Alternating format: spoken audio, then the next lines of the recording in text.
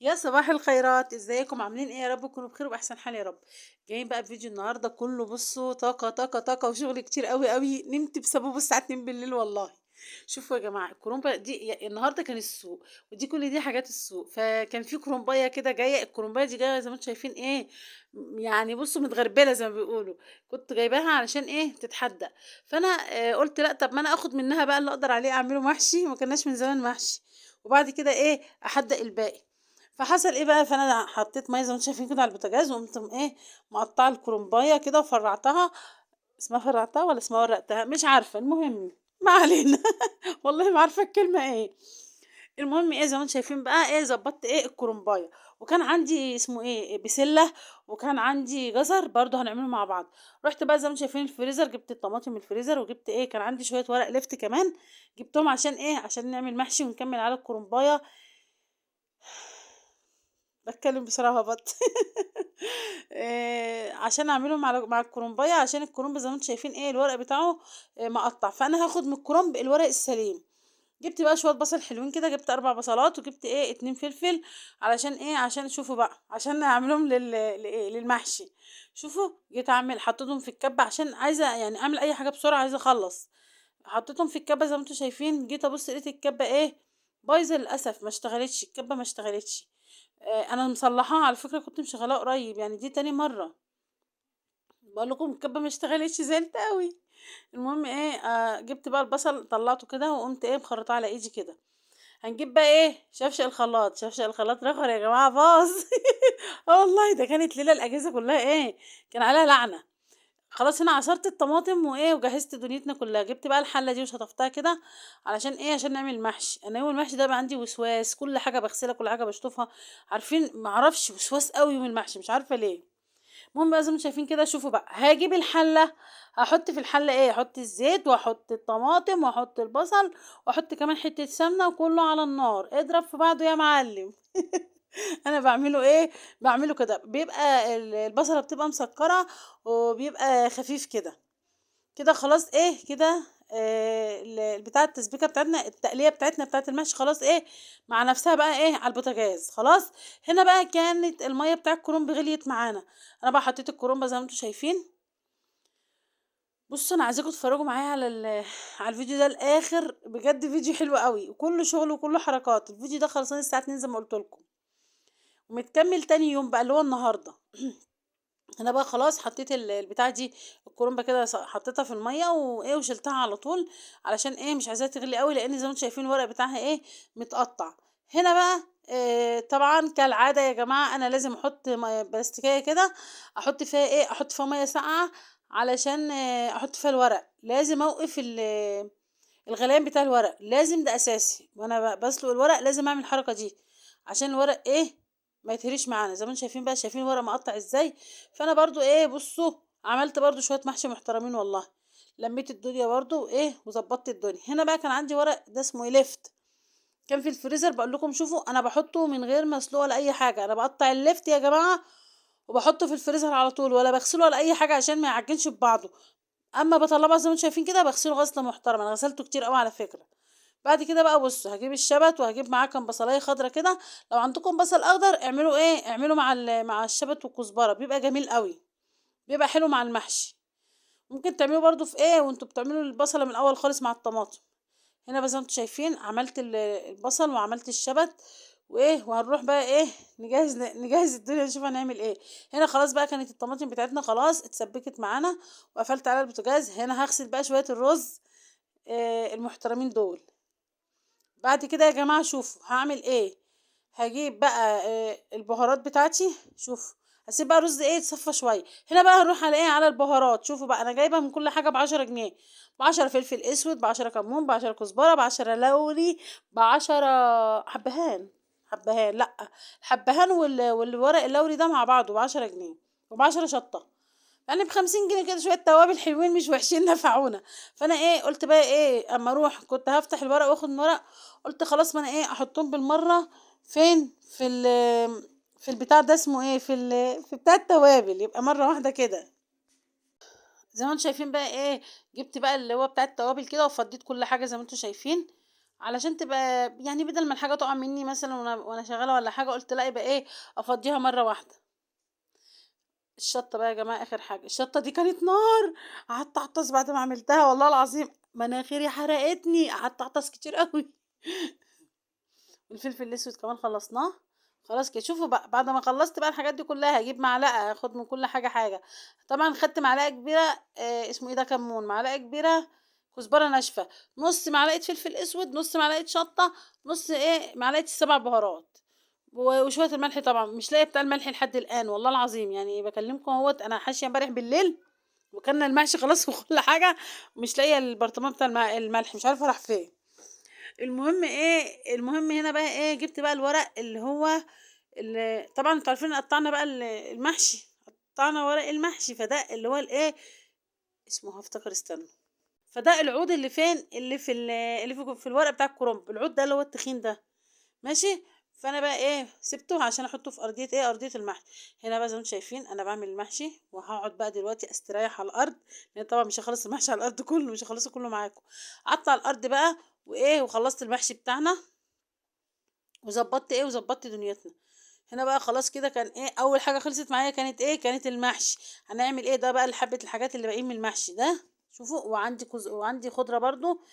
بصوا كل ده هنعمله دلوقتي مع بعض، كل ده هنعمله. ما اجلتش انا عمل اليوم للغد، لا عملت كله في نفس اليوم. شوف بقى عملت جبت بقى شويه ملح حلوين، شويه ميه حلوين، وحطيت ملح، وحطيت بقى شويه شطه برضو محترمين كده. وهعمل بص الكرنب اللي متقطع طري ده، اللي هو مش مسلوق، ده كان متقطع حبه حاجات كده مش مسلوقه، قلت اما احطها هي الاول علشان اهو، عشان هيغيب شويه عقبال ما يستوي. ده بقى اللي كان باقي من الحشيه، واللي كان متقطع واللي كان بايظ حطيته. خلي بالكم بحطه برضو هو مغلي عادي مفيش مشكله، وبالتالي بيحدق في ثانيه وبيبقى طعمه احلى، اهو زي ما انتم شايفين كده. خلاص كده الميه بقى جت كتيره معايا، قلت لا ننقص الميه عشان لحد ما احطه كله، فبقيت انقص في الميه شويه بشويه كده، وكده تمام. وكده خلاص الحادق اول حاجه خلصت معايا. بعد كده نروح نعمل بقى، هنعمل الخلطه بتاعت القلقاس. عندي خضره كتير زي ما انتم شايفين، اسيبها ترمي يعني حرام. قمت انا بقى هقطع الخضره كده وهنغسلها غسيل حلو. وبعد كده هعمل هنروح على نروح نغسلها بقى الاول كده ونظبطها. وبعد كده اجيب ده توم متفرز، هجيب منه معلقه كبيره حلوه كده، معلقتين حلوين كده زي ما انتم شايفين، حتت كبيره اهي. خلاص. هنا بقى هعمل هنا بقى قلت اما احط المحشي في التلاجة، كانت الساعة حوالي 12 كده ولا واحدة بالليل، كانت 12. فقلت اما احط المحشي في التلاجة لحد ما اخلص. خفت بصراحة على المحشي، انت عارفين المحشي روحه بسيطة زي ما بيقولوا، بيحمض بسرعة. فانا خفت عليه، قلت احطه لحد ما اخلص ارجع اخرجه بقى نشوف عملنا ايه. هنا بقى جبت حبة زيت محترمين، حتة سمنة كبيرة كده محترمة. حطيت التوم زي ما انتوا شايفين كده. على فكرة التوم اصفر، انتوا بيتهيألكوا ان هو مصفرش، لا هو اصفر. وحطيت معايا بقى وحطيت الخضرة بتاعت المحشي.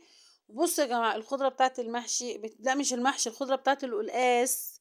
خضرة القلقاس دي بصوا تدبل، بس ما تخليهاش تتحرق عشان ما تغيرش طعم القلقاس، تدبل يعني سيبوها 5 دقايق كده تدبل كده، وتاخد من طعم التومة واقفلوا عليها. لان في ناس بيعملوا الخلطه بتاعه القلقاس دي بيخلوها تتحرق، فبيبقى طعم القلقاس مش حلو خالص، وبيبقى غامق كده شكله مش حلو. بكره قوي القلقاس بالشكل ده، اللي هو الناس اللي بتخليه غامق قوي ده ما بحبوش. شايفين هنا الخضره بقت عامله ازاي، قلت خالص اهي، وزي ما هي تحسوا ان هي محتفظه بقوامها. يبقى كده تاني حاجه اتعملت معانا يا جماعه، خضره القلقاس عملناها.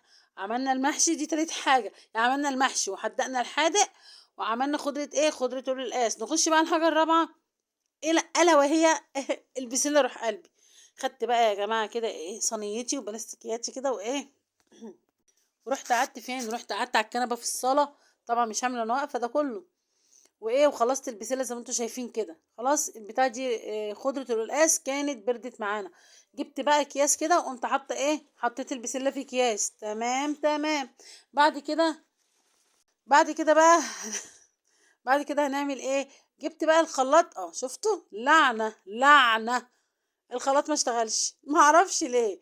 البتاع اللي تحت دي تقريبا اتكسر، هي اتكسرت مش تقريبا. جيت افضي في البلاستيكيه دي في الحله بتاعت اللي هي الحافظة دي بتاعة التلاجة، لقيتها أخرى مكسورة. كان يوم غريب، فأقول لكم الساعة 2 بالليل والله. المهم أنا عملت إيه بقى، جبت كيس وحطيت فيه الخلطة بتاعة القلقاس لحد ما نصلح الخلاط. مش هتصلح، هنجيب شفشق جديد عشان ايه ابقى احطها بقى، بس احطها في الفريزر. قلت اما عاوزها بقى ايه سيبها تفك براحتها. هنا بقى بوريكم منظر المطبخ الجمالي اللي عدى. كان المطبخ مقلوب طبعا. فانا ايه قلت بقى ايه امسح اغسل مواعيني واروقه، وغسلت البوتاجاز كان معفن، ولميت كل يعني الزباله، ولميت الدنيا كلها وروقت مطبخنا. وكان الكلام ده بالليل، اللي عدى ده كان بالليل. النهارده بقى الصبح، صباح الخير يا جماعه، عاملين ايه؟ النهارده بقى الكلام ده كان الصبح. عملنا بقى كوبايتين شاي كده الصبح عشان نظبط. عندنا حتتين لحمة كده. فايه صحيح، بصوا يا اللحمة كلها سمين، كلها سمين. بس انا بعشق اللحمة السمينة دي مع المحشي. حتة اللحمة الملبسة كده مع المحشي، يا سلام بقى، تتحمر كده وتحطي عليها بقى شوية فلفل اسود كده، شوية ملح، خطيرين خطيرين. هنا بقى ايه، هنا بقى بصوا، وانا بحط البتاع دي، وانا بحط اللحمه على البوتاجاز كده في الاول خالص، طلعت ايه، طلعت المحشي من التلاجة. سبته بقى ايه يفك كده، يعني من نص ساعه ساعه، مش هتفرق بقى. بس ايه ما تاخدوش من التلاجة على البوتاجاز على طول، هتلاقيه جنب وجنب، وهتلاقيه ايه حته مستويه وحته مش مستويه. خدي النصيحه دي بجد يعني، وامشي بيها. لو هتبيتي في الشتاء بالذات، لو هتبيتي محشي في التلاجة، طلعيه الاول قبل ما تطبخيه بنص ساعه او ساعه، وسيبيه ايه يفك كده مع نفسه ويرتاح مع نفسه. شوفي بسم الله ما شاء الله، والله العظيم ولا حبايه بايظه ولا حبايه طريه. كان محشي خرافه، والله العظيم كان 10/10. المحشي كان حلو قوي. آه هنا انا بص، انا عايزه اقول لكم على حاجه. انا الطريقه دي بتاعت المحشي، هدى صاحبتي تحب المحشي بتاعي قوي. انت بتعملي محشي ازاي؟ اقول لها والله بعمله زي الناس. خدي يا هدى بقى الطريقه يا هدى. المهم ايه، المهم خلاص البتاعه دي اللحمه كانت استوت معانا، وايه وهنحمر بقى اللحمه كده زي ما قلت لكم. والمحشي خلاص الاكل كله كان خلص. هحمرها بقى تحميره تمام. السمين بصوا، عيش السمين ده يعني مش قادره اقول لكم بحبه قد ايه. بحبه جدا، وبالذات بقى مع المحشي. يا لهوي، يا لهوي الجمال ده، يا لهوي.